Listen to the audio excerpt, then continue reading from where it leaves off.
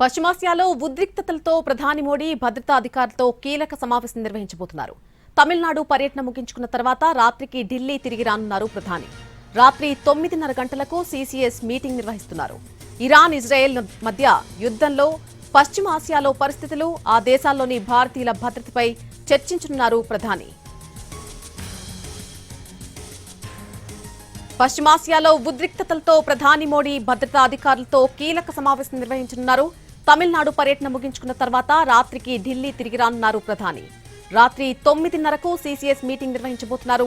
Iran, Israel మధ్య యుద్ధంలో పశ్చిమాసియాలో నెలకొన్నటువంటి పరిస్థితులపై, ఆ దేశాల్లోని భారతీయుల భద్రతపై చర్చించనున్నారు.